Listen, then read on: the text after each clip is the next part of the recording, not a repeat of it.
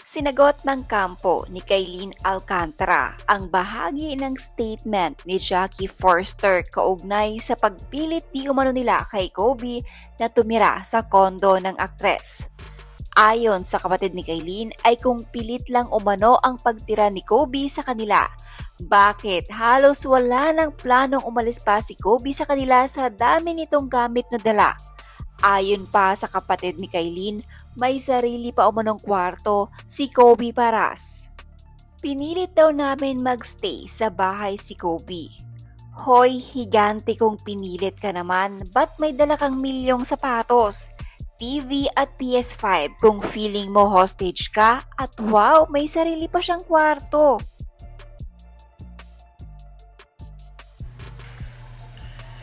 And then Kobe is nothing without Kailin. I'm sorry. But I believe around the time she was born, my son was already in or on magazine covers. He was also already making his own money. He was doing ads and commercials. Kapal daw ng muka, gamit pa ang sasakyan niya. First of all, pinahiram mo yung car because his car was getting repaired. He didn't use it to cheat because he didn't cheat. And to be honest with you, Kobe doesn't mind taking Grab or Uber because that's the kind of person he is. Hindi siya maarte.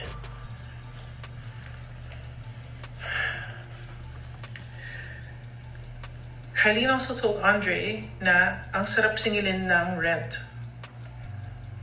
So why didn't you just let him leave? Why didn't you ask him to leave? You let him borrow your car and stay at your place while he was waiting on the condo that he wanted to buy, only for you and your family to belittle him. He was there because you asked, and he stayed because he wanted to try. Trying to make it all work. This was the layer of toxicity that Kobe was trying to tell me about. Knowing what I know now, most of which was shared by Kailin, I'm pretty sure Kobe felt trapped.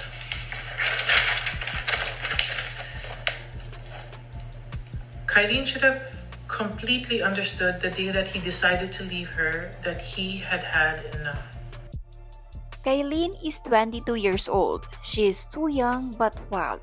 Sometimes makakakuha ka ng lalaking gagamitin ka lang. Maging paurasan kasi nakikita nila sa kilos mo na easy to get ka. Kaya minsan napapahamak tayo sa huli. Kaka-break niya lang kay Mavi, wala pang isang taon ang lumipas. Meron na agad siyang bagong boyfriend. I think Kailin need to love herself muna, protektahan niya sarili niya. Sana this time natuto na siya.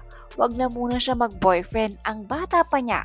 Enjoy lang niya ang self muna.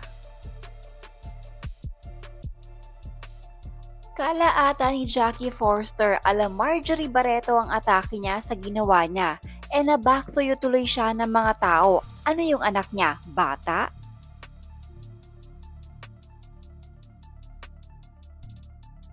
I feel like she did this on purpose, as well knowing na may issue si Kailin with Carmina before, para isipin ng mga tao si Kailin ang problem. And na-imagine ko si Jackie sinusulat to bago mag-video. I know gigil siya but super funny lang, hindi naman 14 years si Kobe. He can speak for himself.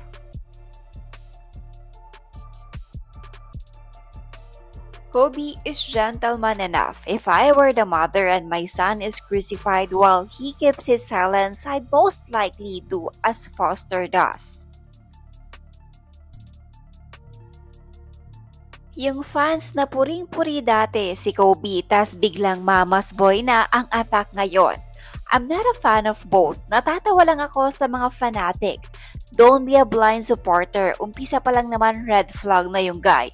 And to the girl, second time mo na to with mother issue. Why kaya?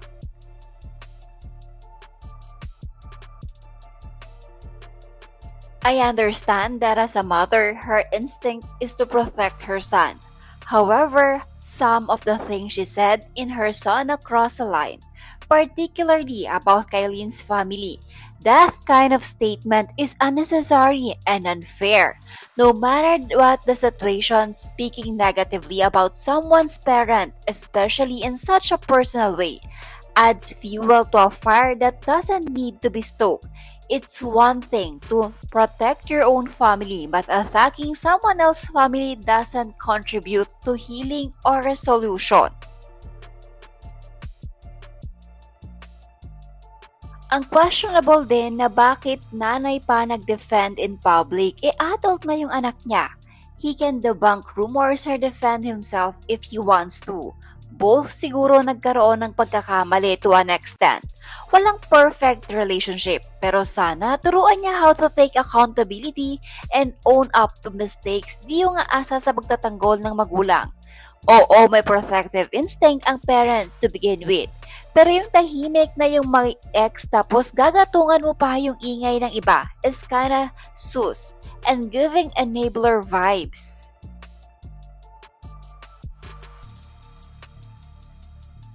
Turuan mo yung anak mo na ipagtanggol at magsalita para sa sarili niya, hindi yung ikaw ang nagsasalita para sa kanya. Syempre, anak mo yan, ipagtatanggol mo yan. Hindi ikaw yung nasaktan, Jackie. Hindi ikaw yung jowang niloko kaya manahimik ka. Kahit di nyo rin naman aminin at sabihin may ugali talaga si Kyline. I like her pero makikita mo rin sa kanya yung ganun na ugali. Kung hindi naging mabuti si Kobe sa kanya, hindi hahayaan ni Kobe na maging alalay siya sa kada lakad ni Kyline. Ginawang taga-bitbit. Kada event kasama siya, tigahawak ng tumbler, bag, lahat ng nakakarelasyon niya ginagawa niyang masama sa mga tao.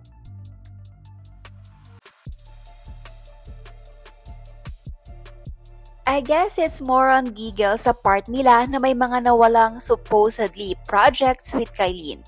Kobe being with Kyline makes him expose more sa industry, but now most likely it's gone before it's even get better. What she's doing is basically dragging down his son more. Mothers would always want to protect their child from other people's judgment. Pinalalabas kasing cheater sa mga balita si Kobe. Siyempre, mother instinct to protect her son, lalo na't si Kobe hindi nagko-komento.